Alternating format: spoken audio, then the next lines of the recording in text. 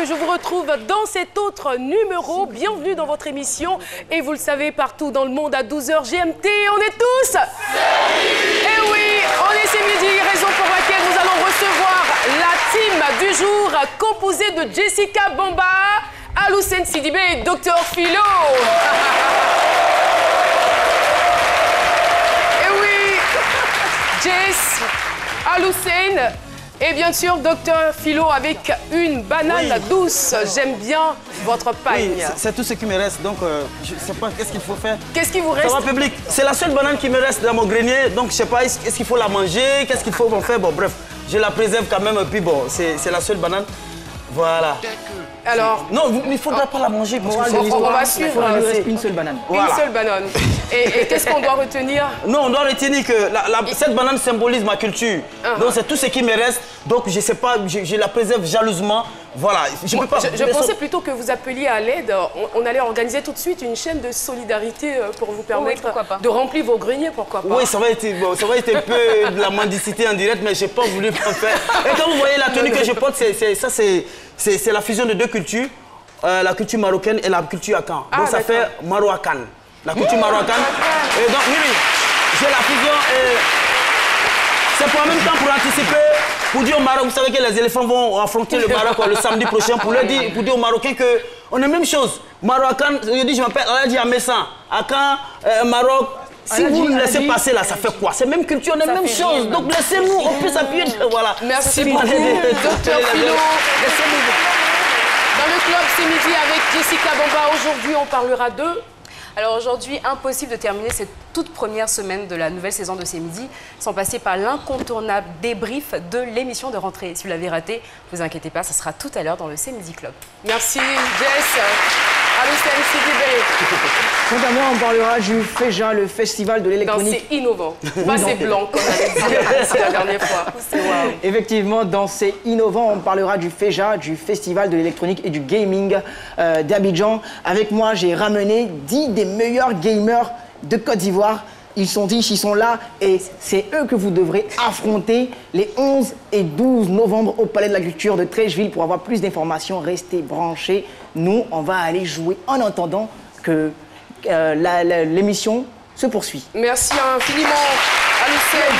Alors, parlant donc de cette émission, il faut dire que tous les sujets y sont abordés. Nous pouvons aborder des sujets, on va dire, effrayants, émouvants, inspirants, parfois drôles. Le plus important, c'est de pouvoir informer, éduquer et changer les mentalités. Le thème du jour est le suivant. Marié à un Européen de souche, je n'ai jamais eu l'idée de renier ma culture akan. Un thème donc qui pose la problématique du mariage interculturel. Notre invité témoin, nous la recevons ensemble tout de suite maintenant. Mesdames et messieurs, voici Gisèle Blanchard-Jacquet, que je vous demande d'applaudir très très fort. Elle nous vient de Cannes, toute dynamique. Et voilà, tenue moderne. Sans oublier, bien sûr, ce petit pagnakita qui nous rappelle la culture akan.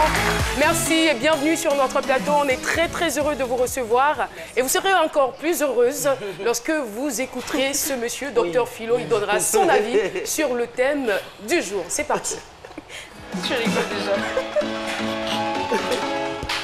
Allez, merci. Allez, elle est mariée, elle n'a pas oublié ses origines, c'est une bonne chose, je voudrais vous féliciter. Merci mais en même temps dire que quand on regarde l'échelle du temps, depuis l'école primaire, on sait que depuis la préhistoire, l'histoire, la colonisation, l'esclavage et autres, tout ça, je veux dire que nous, les Africains, on a tout perdu. C'est pourquoi cette banane symbolise ma culture. C'est-à-dire on a tout perdu, on est habité par un certain complexe d'infériorité depuis ce moment-là. Et donc, oui, on est toujours, malheureusement, on est habité par ce complexe d'infériorité. Malheureusement, c'est votre avis. Quand vous voyez dans les pays africains, dans les capitales africaines, quand il y a les grands travaux, tout cela, quand on ne voit pas blanc dedans, on n'est pas satisfait. Quand on voit blanc, on dit, ah donc c'est sérieux, il y a blanc dedans. Pourquoi? Pourquoi quand c'est nous les Africains seulement, on dit non, il n'y a pas de sérieux dedans? Moi, je suis là aujourd'hui, je prends une petite amie blanche, je la vois au quartier, on dit, ouh, il a réussi. Pourquoi? Pourquoi Adjoua qui est à côté de moi, puis je n'ai pas réussi. Donc c'est ce qu'il faut gagner. Voilà. Je suis fier du peuple burkinabé. Les Burkinabés, vous voyez, un Burkinabé, il a beau aller en Europe, en Occident, même un Burkinabé au Pakistan, quand il a un souci net, il dit, il y a bon, il faut y en empêcher Nash là. Ses origines lui reviennent chaque fois. C'est ce qui est déplorable. Les Ivoiriens aussi. Oui, je mets l'accent parce que pour les Burkinabés, on voit ça plus. Les Ivoiriens aussi. Mais quand vous allez à l'aéroport, ça se voit déjà. Quelqu'un même qui... C'est-à-dire, quand vous le voyez, vous savez déjà même à travers sa valise, ses bagages, quand il va en Europe, vous savez déjà à l'aéroport que ce monsieur-là, il va relier ses origines. Déjà, mais à l'aéroport, à l'embarquement, à l'emballage, ça dit où on emballe? À l'emballage, oui, mais si embarquement, c'est emballement. Donc, déjà, à l'emballage, quand on emballe, à l'emballage, le monsieur, il choque déjà. C'est sa première fois d'aller en Europe, mais j'ai dit où on emballe les trucs. Il est là, oh, mais pourquoi vous avez le sachet plastique, il est interdit. On dit, mon frère, déjà il fait chaud à l'aéroport pour quelqu'un qui est quitté à Bromacoté. Il fait chaud à l'aéroport déjà parce qu'il sait qu'il va monter dans l'avion. C'est quoi? Ce monsieur-là, vous êtes sûr que quand il va aller faire 1 mois, 2 mois, 3 mois, voire 1 an, 2 ans, revenir, il ne va pas renier ses origines? Non, alors, ça se voit déjà à l'aéroport. Docteur Philo, est-ce que vous n'êtes pas en train de parler de vous-même? Non, moi j'ai fait l'Europe, mais je suis toujours philo, je suis même chose, je ne choque pas. J'ai fait l'Europe, j'ai tourné, j'ai fait beaucoup de coins. Et donc, ça vous dit que c'est ce genre de comportement-là qu'il faut bannir. Une Afghan qui avec un Européen qui n'a pas oublié ses origines, c'est bien. Bah, vous voulez même aller chez Blanc, là, ça étonne qui n'a pays là. Ça n'étonne personne. Ça n'étonne personne. Vous allez, ça n'étonne personne. Vous êtes avec lui, vous n'avez pas oublié ses origines, c'est une bonne chose. Prenez le monsieur. Ceux qui ont tendance à oublier, prenez le monsieur, c'est notre coutume, emmenez-le au village, envoyez-le, il va casser fagot, il va aller au champ, il va faire une nyam, prenez-le, il va piger l'eau, il faut connaître toutes nos réalités. Emmenez-le dans la forêt sacrée, il n'a qu'à voir les masques, même si ça fait peur. Dites-lui que ce qui est là, quand vous avez peur du masque, moi je vais vous renier. Quand je commence, il a peur, il vous attrape comme ça. Il dit, ah oui, ça c'est ma femme qui est là. Donc franchement, je voudrais vous féliciter. Merci beaucoup. C'est une bonne chose. Docteur Philo. Voilà. Marcus Garvey pouvait le dire, un peuple qui ne connaît pas son passé, ses origines, sa culture est comme un arbre sans racines. Eh bien, la question qui a constitué aujourd'hui notre micro-trottoir est la suivante. Pourriez-vous abandonner votre culture au profit de celle de votre conjoint? Violente question, j'ai envie de dire. Voici la réponse. Vous savez qu'en matière d'amour, tout est possible. Donc, si la condition de pouvoir avoir le conjoint réside en l'abandon de la culture, c'est pas ce qu'on souhaite bien évidemment, mais je pense que je peux le faire. C'est la culture qui fait l'homme. Je ne peux pas abandonner ma culture parce que j'épouse quelqu'un d'autre. Parce que la culture de l'homme est l'identité de la personne. C'est la culture qui fait la personne. Si tu n'as pas de culture, tu n'as pas de personnalité. Concernant la culture, je pense que chacun a son choix. Voilà, c'est tout. Et puis surtout, ça dépend aussi des circonstances. Parce que moi, personnellement, je ne peux pas abandonner ma culture pour ma conjointe. Je ne peux pas abandonner ma culture pour une conjointe. Je ne peux pas abandonner ma culture pour elle. Je ne peux pas faire ça. Si réellement elle veut qu'on soit ensemble, mais qu'elle respecte les conditions, et puis bon, ensemble, on va avancer. Ensemble, on va avancer, c'est cette phrase qu'on retient. Merci beaucoup. Je rappelle que nous sommes en compagnie de Gisèle Blanchard-Jacquet. Gisèle Blanchard-Jacquet qui est donc une femme d'affaires. Elle vit dans la prestigieuse ville de Cannes. Et voilà, c'est notre invitée témoin du jour. Il faut dire qu'elle est mariée à un Européen de souche. Et cela depuis 24 ans. Voilà, 24 ans maintenant, et ça fait plus de 40 ans que vous vivez en Europe. Tout à fait. Alors, dites-nous très rapidement, comment est-ce que vous avez rencontré Monsieur Blanchard-Jacquet? Alors, j'ai rencontré lors d'un dîner chez des amis, couple mixte aussi. D'accord. Et bon, bah... ils avaient quelque chose de particulier? C'était un couple très fort. Voilà, ils étaient différents tous les deux, mais très très forts. Et j'ai vraiment... j'ai toujours apprécié. Très très fort. Fort par quoi? Parce qu'ils arrivaient à surmonter certaines difficultés ou parce qu'il y avait une certaine symbiose entre eux? Non, non, fort parce qu'ils arrivaient vraiment à remonter, enfin à être soudés, parce que la dame était musulmane. Donc français, lui, et elle musulmane ivoirienne. Donc il y avait souvent des frictions. Mais ils arrivaient toujours à rechercher, à mettre cette différence de côté pour être encore plus soudés. Donc j'étais très impressionnée par ce couple. Voilà. Et si vous nous faites revivre, on va dire, ce dîner, cette soirée, lorsque vous avez vu pour la première fois M. Blanchard-Jacquet, qu'est-ce qui vous a attiré tout de suite dans ce monsieur? Oh là là. En fait, le couple mixte qui m'a invité vit dans un quartier de Paris où il y a un marché qui s'appelle le marché de Jean. C'est à Château-Rouge. Et j'étais venue justement faire quelques emplettes pour faire une sauce djumblé. Lorsque mon ami m'a appelé, il m'a dit tiens, de la fenêtre, je te vois, monte à la maison, j'organise un petit dîner. Et bon, j'ai rangé tous mes poissons, tout ce que j'avais acheté, mes courses, on les a mis au réfrigérateur. Et elle m'a dit tiens, j'ai une petite surprise pour toi. Mon mari a invité un de ses copains, il est célibataire, voilà. Bon, ok, bon. C'était pas prémédité par hasard. Et voilà, il est monté, on a discuté. Il est expert comptable et moi j'étais comptable à l'époque dans une compagnie aérienne. Voilà, donc on a parlé de comptes. De comptabilité. De comptes. Et sur ces bons comptes, on s'est revus. On s'est revus 2 ou 3 jours après. Voilà. On entend souvent dire que les comptables sont très radins. Non, c'est faux. C'est faux, hein. Ouais, être radin, c'est on est avec. Voilà. Ou peut-être vous êtes très prévisible. Ah ben, toujours. Pas vous particulièrement, peut-être votre époux. Et vous vous mariez combien de temps après? On se marie 3-4 ans après. On a déjà une première fille qui s'appelle Camille. Et on se marie... La vôtre ou la sienne? Comment? Camille Camille, c'est ma deuxième fille. Parce qu'avant de rencontrer M. Blanchard-Jacquet, j'ai une première fille. D'accord. Et peut-être 2 ans après, on a eu cette petite Camille.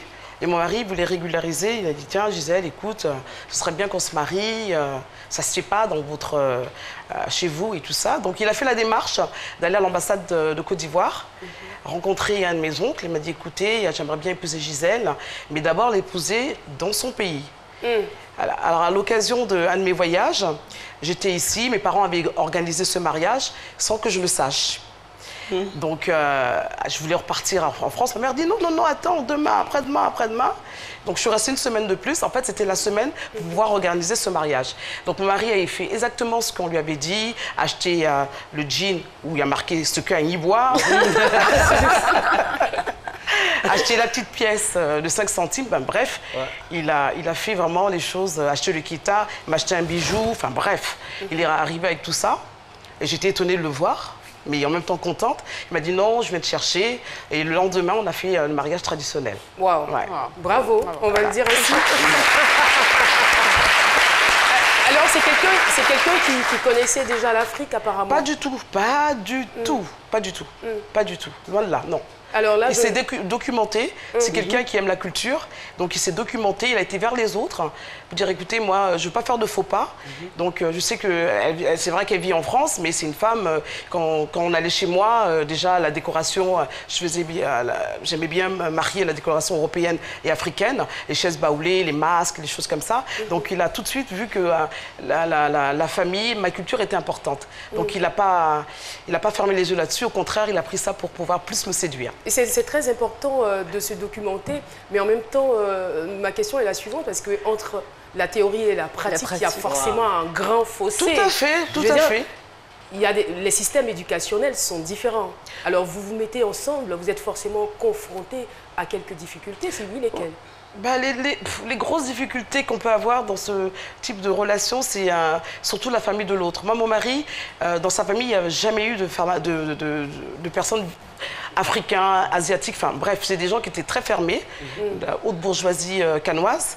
Donc, bon, les Noirs, ils n'en ont jamais eu dans leur famille, donc pour moi ils me regardaient comme ça. Effectivement, quand ils m'ont vu que je parlais, ils pensaient que j'allais parler, je sais pas moi, la langue des singes peut-être, mais ça n'a pas été le cas. Donc non, mais ça c'est bon.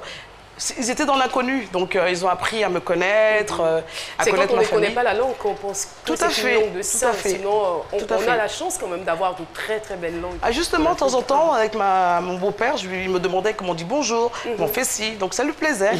Et il a commencé à se documenter aussi et il a adoré. Mais tout à l'heure, vous disiez que c'était un peu difficile au départ avec les beaux-parents. Oui, en fait, il voulait pas forcément avoir de relation avec moi parce qu'il ne me connaissait pas. Donc, veux dire, quand j'ai eu ma fille, il n'est pas venu. Bon, c'est des personnes qui étaient un peu âgées aussi. Et le sud, ils habitaient complètement dans le sud de la France. En voiture, c'est une douzaine d'heures de voiture. C'est des longues distances. Donc, ils n'ont jamais fait vraiment l'effort de se déplacer. Voilà, tout à fait. Et les beaux-frères? Ah, les beaux-frères sont adorables. Ils étaient là à votre mariage? Ils étaient là à mon mariage, oui. Ils étaient adorables. Ils étaient là à mon mariage. Il a 2 frères, donc pas de problème. Et finalement, qu'est-ce que vous faites? Je suppose que, puisque les parents sont âgés, c'est vous qui allez vers eux. C'est ça, c'est ce que j'ai fait. Ils ont accepté aussi facilement? Non, les 2 premiers temps, c'était difficile. Ils me regardaient, ils m'étudiaient, ils me toisaient. Quand je faisais la cuisine, ils regardaient vraiment dans tous les détails. Et ensuite, ils ont vu que j'étais une femme européenne aussi. Donc, et ça leur a fait vraiment plaisir. Parce qu'ils avaient peur que je prenne leur fils aussi pour aller ailleurs. Ils avaient peur de le perdre. Voilà, c'est ça aussi. Vous nous parliez tantôt d'un courrier hors antenne. Ah oui, tout à fait, oui. Oui, le premier contact que j'ai eu avec mes beaux-parents, ça a été un courrier que je leur ai fait pour dire qui j'étais, qu'est-ce que je faisais, qui sont mes parents, qu'est-ce qu'ils faisaient. C'était important ce courrier-là? C'était important parce que comme je n'avais pas de contact physique, donc il fallait que je passe par un autre moyen, donc je leur ai écrit. Parce que dans ma culture africaine, on ne peut pas aller se marier sans connaître ses beaux-parents. Donc voilà, il fallait un contact, il fallait que je m'exprime et je me suis exprimée par ce courrier-là. Qu'ils ont beaucoup apprécié d'ailleurs. Alors, moi j'ai une toute petite question. Votre mari, oui. Avant de vous rencontrer, est-ce qu'il avait déjà eu une relation avec une femme africaine? Non, jamais. Jamais? Jamais. Alors c'est vrai qu'il a fait la démarche, il est arrivé en Afrique pour le mariage et tout ça, mais on sait très bien que nous les Africains, on a ce rapport-là avec la famille qui est assez fort, parce que chez nous la famille c'est super important. Les Européens sont un tout petit peu individualistes, ils sont pas trop comme nous. Est-ce que ça n'a pas été un problème, par exemple chez nous, on a tendance à vouloir, on nous appelle pour dire il y a la tante qui est malade, il y a la maman qui est malade, il faut réagir tout de suite. Est-ce que ça n'a pas été un problème pour lui? Non, c'est quelqu'un qui aime les gens, donc je suis vraiment bien tombée, c'est le cas de le dire. C'est quelqu'un qui aime la famille, il s'occupe très très bien, jusqu'à ce que ses parents ne soient plus là. Il s'est toujours occupé de sa famille, ses frères, comme c'est l'aîné. Donc c'est quelqu'un vraiment qui aime déjà la famille. Donc ça l'a pas du tout changé, chamboulé quand ma mère m'appelle ou mes sœurs, tiens, j'ai besoin de ci. Et concernant les visites à la maison? Ah, il y a du monde à la maison, il y a toujours du monde. Des fois, il n'est pas très content. Ah. Oui. Parce qu'on parle fort, on fait des mets qui sentent fort. Mais je pense qu'au bout de 24 ans, quand même, on finit par s'y habituer. Tout à fait. Et comment est-ce qu'il manifeste son désaccord?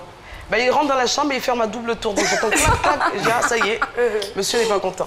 Et après, on va dire, après la fête, qu'est-ce qui se passe? Non, il me dit, oh Gisèle, t'exagères quand même, tu sais que demain je me lève tôt. Parce que c'est quelqu'un qui se lève toujours tôt. Oui, alors il faut que je dorme et tout. Chez vous pouvez faire la fête jusqu'à 4-5 heures du matin. Mais moi, il faut que je me lève. Ok, monsieur Blanchard-Jacquet, ok. Demain, ça ne se reproduira pas. Et demain, c'est rebolote. Vous avez continué comme ça pendant toutes ces années où vous vous êtes dit, non, il faut quand même que je m'arrête et maintenant, que je puisse m'adapter aussi? Oui, maintenant, oui, parce que on fatigue et puis on avance dans l'âge, donc on a d'autres priorités, inspirations, voilà. On va dire que Madame Blanchard-Jacquet, vous avez beaucoup de chance parce que tout à fait. Les problèmes de couple mixtes, les cas sont vraiment légion. Il faut le dire ainsi. Vous avez beaucoup de chance. Ce n'est pas encore terminé, on aura le temps d'échanger encore avec vous. Restez donc sur ce plateau. Et vous qui êtes à la maison, restez à votre place, ne bougez pas. C'est juste le temps de la pub. À tout de suite.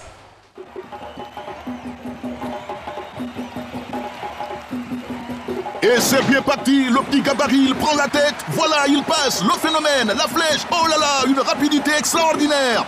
Mais qu'est-ce qu'il fait? Et ce qui se passe aujourd'hui est incroyable. Il est sans limite, ce phénomène. Pourquoi s'arrêter quand c'est illimité? Pour 39 000 francs par mois, restez connecté à Internet sans modération. Tapez étoile 303, étoile 3, dièse et profitez. Move, no limit. De ces midis en direct sur RTI1 et nous recevons Madame Gisèle Blanchard-Jacquet qui est donc mariée à un Européen de souche. Elle n'a jamais eu l'idée de renier sa culture à Caen. Justement, parlons de culture à Caen. Je suis bien curieuse de savoir ce que Madame Jacquet sait de sa culture. Bon, et comment est-ce qu'après toutes ces années, elle est parvenue quand même à avoir toujours les pieds ancrés dans cette culture-là? En fait, moi, je sais que dans ma culture à Caen, on aime le partage. D'accord. Il y a les 3 grands moments de la vie, hein. Je veux dire, la naissance, le mariage et la mort.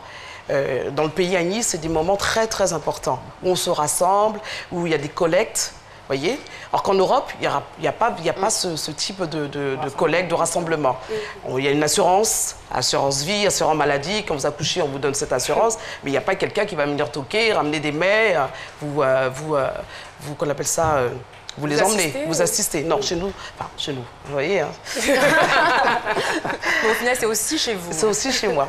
Et voilà, donc ça, je trouve que c'est merveilleux de pouvoir se rassembler. Chacun apporte du sien, des conseils, laver le bébé. Vous voyez, ça c'est beau. Cette culture est forte et très belle. Mais justement, en parlant de laver le bébé, lorsque vous avez vos enfants, est-ce que vous avez utilisé la méthode traditionnelle? Tout à fait, bien sûr. Oui.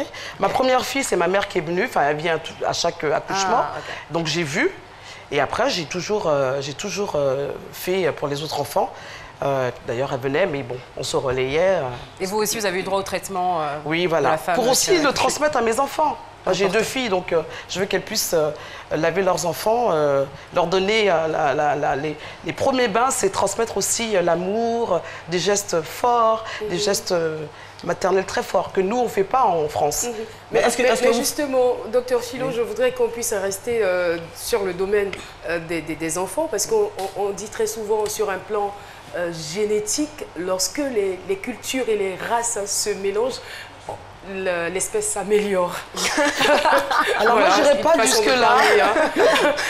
Est-ce que vous pensez que le fait que vous soyez dans un mariage mixte, que vous soyez une Africaine, que vous ayez épousé un Européen, vos enfants peuvent paraître plus intelligents au vu donc de cette double richesse dont ils bénéficient? Tout à fait. Plus intelligent, non, mais plus curieux. Parce qu'en fait, ils vont les puiser dans les deux cultures pour en faire quelque chose qu'ils vont concocter pour eux-mêmes. Après, c'est par rapport à chaque caractère de chaque enfant. Il va dire, voilà, moi, je prends plus du côté africain. Comme mon fils qu'on voit là, il est plus africain, il mange à la main. Il me demande souvent des sauces, voilà, parce qu'il a été tapé sur Internet. Voilà, il habite, voilà. Par rapport à ma deuxième fille, elle mange que des grillades comme son père et elle est comme ça, voilà. Avec beaucoup de chichi. Voilà, c'est ça, oui, comme ça. Et ils viennent quand même en Afrique? Tout à fait, ils adorent. Et vous venez à quelle fréquence ici en Côte je viens 3 à 4 fois dans l'année, hein. C'est important. Mais j'ai toute ma famille en Côte d'Ivoire, donc c'est important. Ah, c'est pas donné, hein. C'est vraiment pas donné. Avec toutes les contraintes, on va dire, budgétaires que certains ont, c'est vraiment pas évident de venir même une fois à l'année. Non, je fais l'effort parce que je trouve que déjà pour ma mère, c'est important de me voir souvent, mais j'ai mes sœurs aussi, mes frères, donc c'est important de garder ce lien et moi je vais me ressourcer aussi. Vous voyez, je vais puiser dans toute la richesse ici et repartir encore plus forte. C'est vrai que vous nous avez parlé du style vestimentaire, votre mari qui arbore de temps en temps des chemises pagnes, mais est-ce qu'en dehors de cela, vous sentez qu'il a vraiment épousé votre culture? Je ne dirais pas à 100%, mais peut-être à 50%. Déjà, moi je trouve le fait au départ d'aller chercher mes croyances, ma culture, de venir, mon premier mariage, vouloir le faire en Côte d'Ivoire, je trouve que déjà cet effort a été formidable. Donc lorsqu'on fait ça, après on va en crescendo, quoi. On fait des choses encore plus belles. Voilà. Docteur, non pas docteur, Alcène qui allait bien. Donc je voulais rebondir sur le sujet des mecs qu'elle concoctait à ses enfants. J'aimerais savoir quel est le premier plat. Il aime manger le gars. J'adore la nourriture. Quel est le premier plat que vous avez concocté, le premier plat africain que vous avez concocté pour votre mari? Ça a été le poisson braisé. Et ça a été très rigolo parce que nous, lorsqu'on fait un poisson, en France, on ne le découpe pas de la même manière qu'en Côte d'Ivoire. Alors quand j'ai découpé le poisson comme ça, il m'a regardé, il fait « Mais chérie, mais attends, t'as pas l'habitude de découper le poisson comme ça ?» Je dis « Mais le poisson braisé, ça se mange comme ça. » Parce que normalement, le poisson, on le coupe sur la transversale et on enlève la chair comme ça. Et là, non, j'ai coupé comme ça. Il m'a regardé, il m'a dit... Et là, vous voyez, c'est complètement culturel. Et il a accepté. Mais bon. Est-ce qu'il a aussi aimé les sauces? Est-ce que vous avez Ah essayé non, les sauces? non, les sauces, pas trop exagéré quand même. C'est habitué, c'est habitué. Non, même pas, au bout de 24 ans, non. Il n'arrive pas. Il n'arrive pas. Des fois, lorsque ma mère arrive à Paris, elle fait des sauces, il y a des invités, il est là comme ça, mais... Il prend une bouchée, il mange des sauces avec du pain. Hein. Alors, vous voyez un petit peu. Il prend 2 bouchées de pain, une cuillère de sauce, il repose. C'est quelqu'un qui ne veut pas frustrer, donc il fait semblant. Il se force. Ouais. C'est vrai que dans un couple, il y a toujours des hauts débats. Hein. Vous, quand vous en parlez, on a l'impression que tout est toujours rose. Bah, je sais pas, parce que les hauts et des bas font partie de la vie. Donc, il faut après trouver un juste équilibre. Et c'est pour ça que tout est rose après. Ça a été quoi votre plus grosse crise? Les enfants, les enfants, l'éducation des enfants. Ouais. Voilà. Et comment est-ce que vous parvenez donc, on va dire, à résoudre? Dans la chambre. Oh non! Oh non! Oh non! Dans la chambre, certes, loin de toutes les indiscrétions. Non, en fait, pour discuter, en toute intimité. Voilà, voilà. Alors, attendez, non, hein. C'est vrai qu'il s'y passe quand même beaucoup de choses. Enfin, adultes. Et surtout quand on est marié. Interdit au moins de 18 ans. Voilà. Non, pour discuter hors des oreilles des enfants, en fait. Et c'est super important que les enfants ils puissent ne pas faire part de, qu'on appelle ça des discussions des adultes. Donc dans la chambre, on parle, on crie, on manifeste aussi chacun nos divergences et puis on essaie de trouver un compromis. Mais bon, quand on ne trouve pas, on répète la chose le lendemain. Moi, j'ai une petite question quand même, parce que je pense que ce qui peut être un déconcertant, je dirais pas ça, un peu étonnant pour un homme européen qui sort avec une femme africaine, ce sont les cheveux. Alors, est-ce que vous avez une anecdote par rapport aux cheveux? Ne parlez pas des cheveux. Les cheveux, ça a été... il a dû voir mes cheveux depuis 24 ans 2 fois. Wow. Ouais. Ça, c'est typique. La première fois, j'étais dans un salon de coiffure africain et ils m'ont pris en retard. Et c'est quelqu'un qui est très à l'heure, donc il est venu me chercher. Mais je n'ai même pas vérifié l'heure. Alors il vient à la caisse, il fait « Oui, bonjour, je vais chercher mon épouse, Madame Blanchard ». Il était en face de moi. J'avais envie de me cacher, mais je ne savais pas où rentrer. Et quand il m'a vu,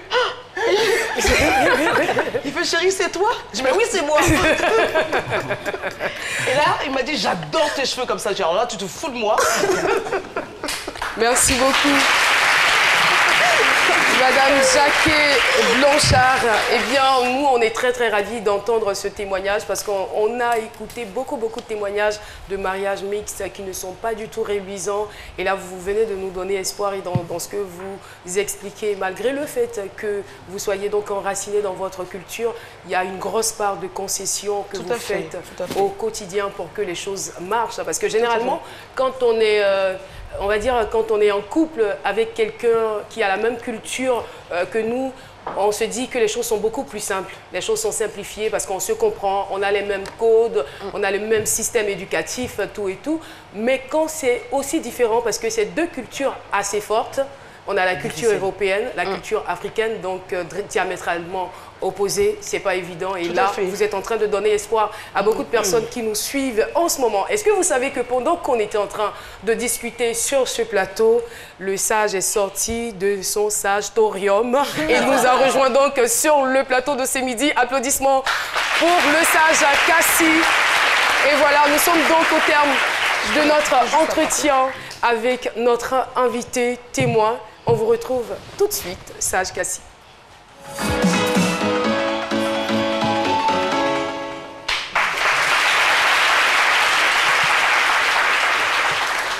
Oui. Merci, madame. Akwaba. Akwaba. Moi, yo. Waka marton genou au kakigui. Jamais. Pour ceux qui n'ont pas compris,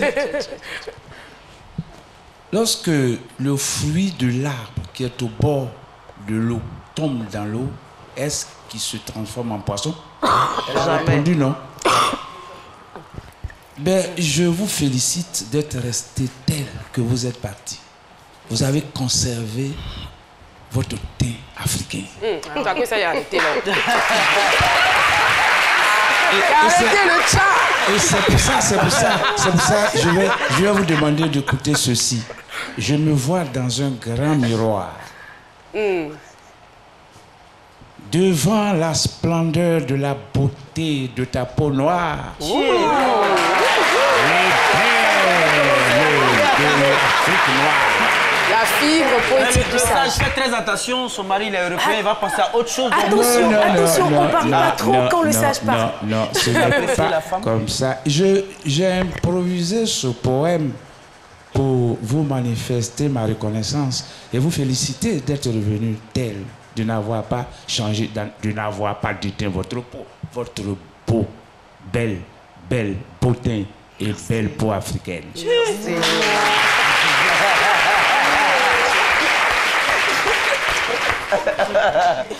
Les anciens disent que Singli fue couilli, ça, il voulait dire que lorsque le faible est rassasié, il est rassasié, il pense qu'il a grossi. Vous, Docteur Philo. Vous étiez rassasié, hein? Vous avez toujours été rassasié, mais vous n'avez jamais senti avoir assez grossi. C'est pour ça que vous êtes revenu. Tout à fait. Pour chercher à grossir davantage. Ah, c'est joli ça. Joli. Merci. Le complément nutritif que vous êtes venu chercher chez nous, chez vous, c'est pas matériel, c'est d'ordre spirituel. Il s'agit de la bénédiction et de l'inspiration. Merci beaucoup. C'est ici qu'on va se dire au revoir. Merci beaucoup, monsieur le sage. Mais ici, l'émission est vraiment bizarre parce qu'on interrompt même les sages. Voilà. Merci beaucoup. Merci d'être venu. Merci infiniment. Voilà. Ah là là, elle est vraiment la bienvenue, cette chronique qui vient mettre, on va dire, en valeur et en exergue nos cultures africaines. Après tout et avant tout, nous sommes des Africains. Tout à fait. Nous avons des valeurs que nous ne devons pas nier et cela ne nous empêche pas de prendre aussi de l'autre côté pour nous enrichir, n'est-ce pas? Merci beaucoup, Madame Jacquet, d'être venue sur notre plateau. Et bien, tout de suite, nous allons partir pour la chronique C'est innovant. On parle du FEJA avec bien sûr Aloussène Sidibé.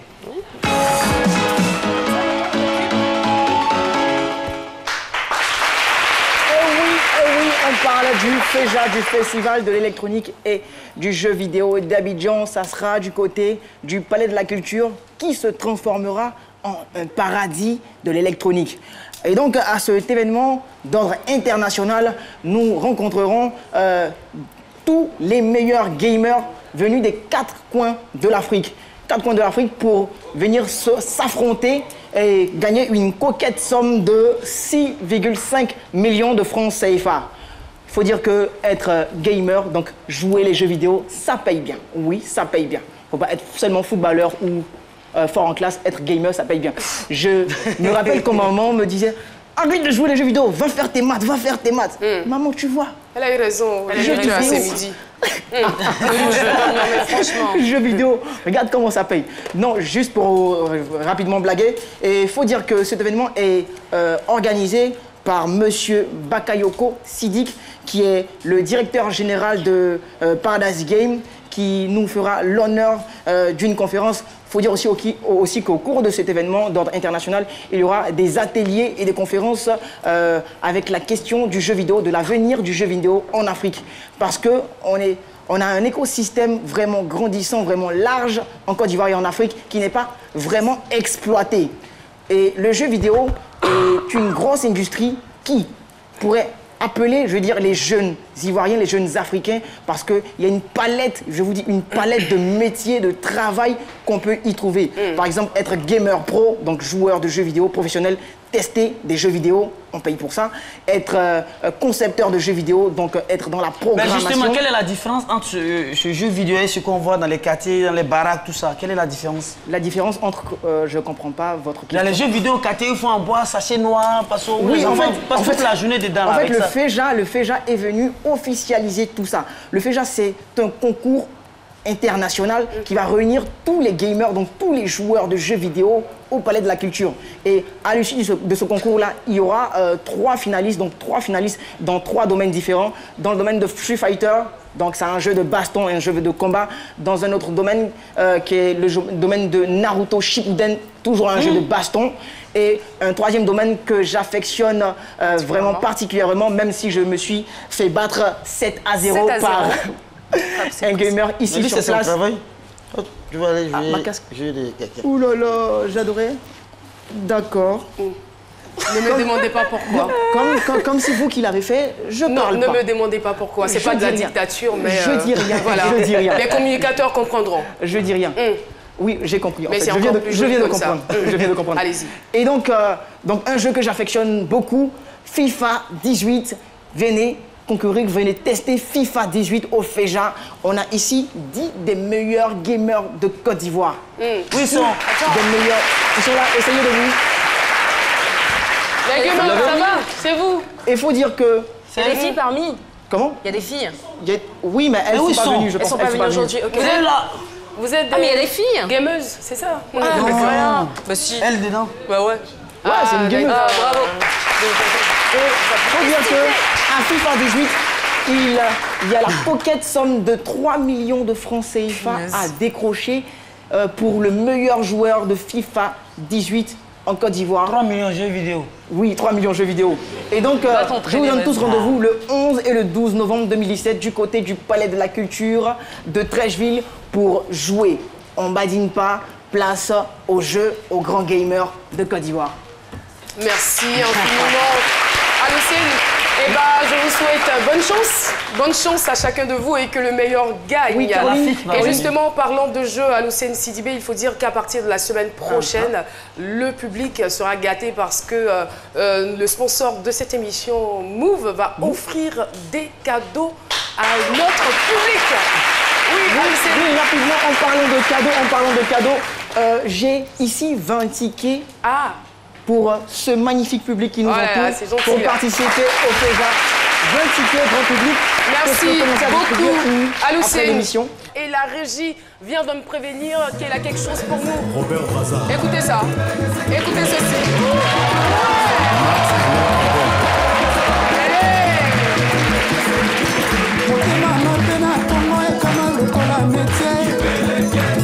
baninga misusu ekoma ya konyokolo bato alingaka akonza bamasta na ye oyo bakola na basi me kipe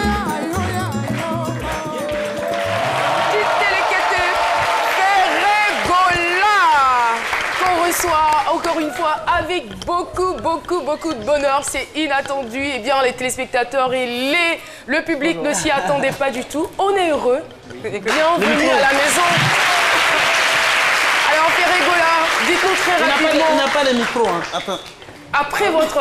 c'est le sage qui vous apporte le micro. Après votre passage ici à ce midi, est-ce que vous avez senti quand même qu'il y avait quelque chose qui avait changé? Qu'est-ce que vous avez retenu? Qu'est-ce que ça vous a fait? L'autre fois quand je suis passé, c'était tout en blanc. Mais là, je vois maintenant la design, tout ça. C'est la 5e saison. Tout ça a changé. C'est la maturité. Depuis là, je regarde le plateau, j'ai dit, oh, c'est trop super. Vous aimez, hein? J'aime. C'est top, hein? Merci beaucoup, Ferregola, artiste, chanteur congolais, est à nouveau à Abidjan. Eh bien, on le retrouvera pour un concert le 11 novembre. Mais ce qui retient notre attention, c'est cette action humanitaire qui va se faire du côté de Bingerville. Il faudrait qu'on en parle. Oui, je suis venu pour donner les dons aux enfants orphelins, des genres de choses comme ça. Je vais faire un concert humanitaire. D'accord. Merci. Oh là là. Mais comment vous faites pour être toujours aussi bien habillé? Franchement. Appréciez donc le roi de la sape. Quelle élégance. Bonjour, Caro. Bonjour. Ce qui me plaît dans cette histoire, c'est que il y a toute une symbolique, une gestuelle qui va avec la tenue. Voilà, quand on est habillé comme ça, on ne se comporte pas n'importe comment. Non, pas du tout. Alors, vous bienvenue savez, sur le plateau de CMidi. Le costume, c'est le vêtement le plus agréé au paradis. Plus que ça là. N'est-ce pas? Alors, oui, justement. Alors, on parle d'action sociale. Tout à fait. On parle de l'artiste Ferregola, qui aime bien les enfants. Donc, il est là avec la communauté congolaise de la BAD. Nous allons mener cette action ce vendredi avec l'artiste. Nous partons à Bingerville. Nous partons à Bingerville pour cette action que nous allons mener là-bas pour les enfants. 235 enfants. Ferregola a payé des excédents de bagages parce qu'il voulait ramener... C'est mignon. Il voulait ramener des gadgets lui-même pris depuis Kinshasa, venir dormir à ses enfants-là. Merci beaucoup Isaac, merci infiniment d'être passé sur votre plateau et merci beaucoup à Ferregola. Ici, c'est votre maison. Oui, ici. Vous venez quand vous voulez. Merci beaucoup. Vous avez compris. Et puis, la raison pour laquelle je suis passé pour vous faire un petit coucou. D'accord, je me déplace alors. Sans vouloir vous contaminer. Et rentrez bien. Merci. Enfin. Merci, au revoir. Bonne action humanitaire, bon concert. Et on embrasse très très fort tous les Congolais qui nous regardent. Merci beaucoup Isaac. L'émission n'est pas encore terminée. Ça fait chaud au cœur de recevoir Ferregola sur le plateau de C'est Midi. Nous allons tout de suite recevoir notre Jessica Bamba. C'est Midi Club, c'est tout de suite et maintenant.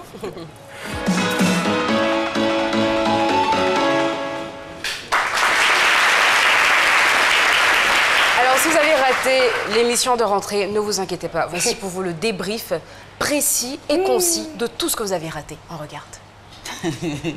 Après une longue pause qui nous a semblé interminable, la team est enfin de retour. Et comme à chaque rentrée, les projecteurs étaient sur la star de l'émission, le plateau. 5, 4, 3, 2, 1... Décor.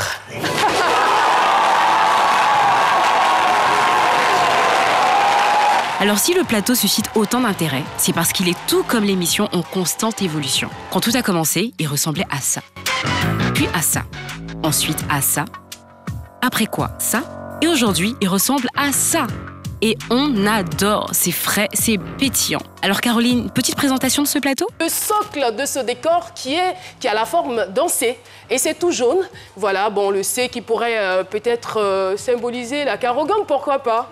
Et vous avez donc ce box vitré, transparent, alors qui va tout dévoiler. Hein. Un box transparent qui va tout dévoiler? Mais non, mais pas tout quand même, j'espère. En gros, plus de mini-jupe. Ok. Ensuite? Celui-ci, c'est le C de C'est Midi. Voilà. De ce côté-ci, vous voyez donc l'apostrophe, voilà, de couleur grise. On va dire que la charte graphique a été vraiment respectée. Ah, super. Bravo, Christian. Bravo. Après la découverte du plateau, c'est au tour des chroniqueurs de faire leur entrée. Jessica Bamba, Alissa Arzena, Méliane Puni, Priscilla Degameuse, Aloussène Sidibé, Jean-Michel Hollin et bien évidemment Dr Philo. D'ailleurs, on va tester leur motivation pour cette nouvelle saison. Nos stars vont souffrir, plus que les saisons précédentes. Donc j'irai à fond. Le C'est Midi Club va un tout petit peu plus loin. Et cette fois-ci, on va pousser le bouchon plus loin. Il y aura des plaisanteries de mauvais goût. Bon, allez les filles, on se calme, hein, doucement quand même. À part ça... Ça sera tous les mercredis désormais qu'on va rire. On va dégamer. Ah, c'est mieux. C'est quand même mieux. J'essaie de les maîtriser pour faciliter la vie. C'est plus d'engagement, plus de responsabilité, c'est la maturité. Je serai sur le plateau du lundi au dimanche. Voici ce que j'appelle du dévouement. Ça sera les mardis, nos retrouvailles. Surtout vous, mesdames. Nous aurons l'occasion peut-être de nous envoler aussi pour d'autres destinations.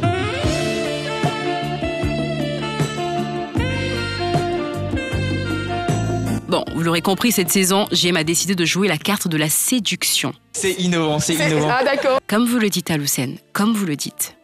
De nouveaux membres ont rejoint l'équipe, les sages. Monsieur Sissoko, Monsieur Haïté et Monsieur Cassi. Alors, Monsieur Cassi a un petit mot au nom des sages? Mais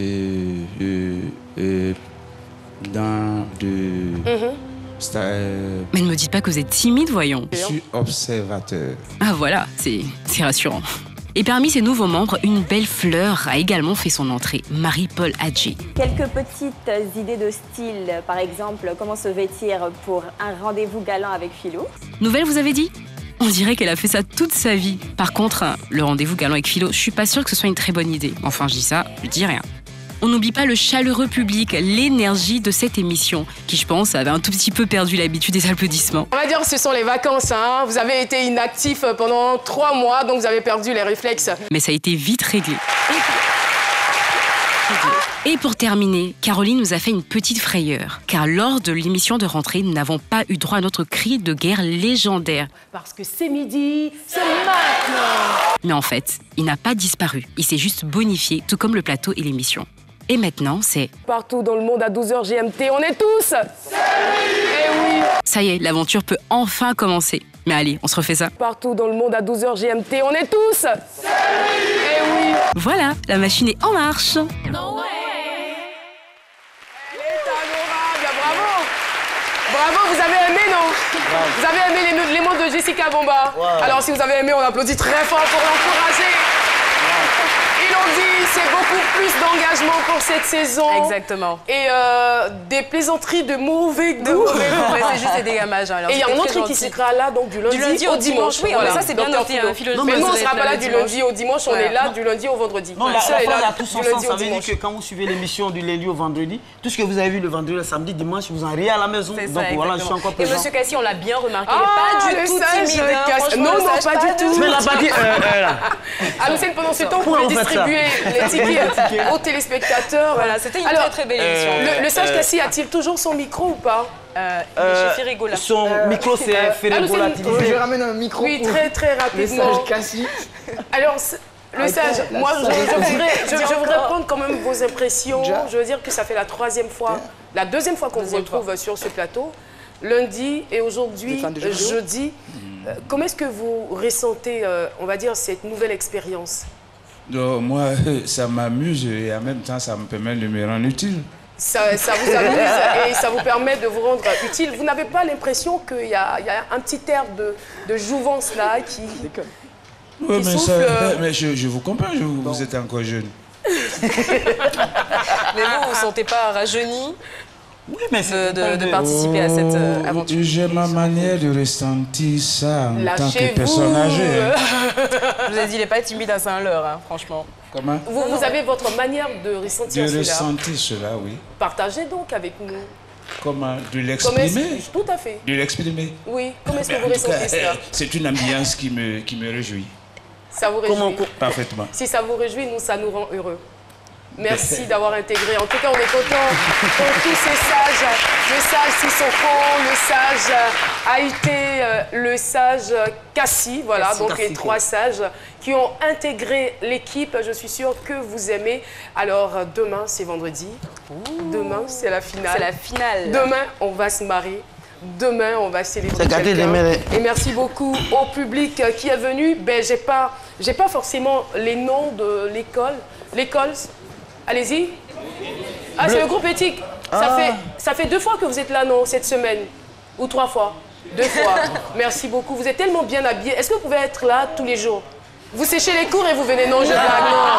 Je blague, ne séchez pas les cours. Voilà. Venez dès que vous le pouvez. On est content d'être avec vous. Merci aussi à tout le monde. Merci aux fidèles téléspectateurs de C'est Midi. Trésor, je reconnais des visages. Merci en tout cas de nous accompagner depuis le début de cette émission. Eh bien, C'est Midi pour aujourd'hui, c'est terminé. Merci à vous très chers téléspectateurs de nous avoir suivis. Portez-vous bien et profitez bien de cette journée. Au revoir. Au revoir.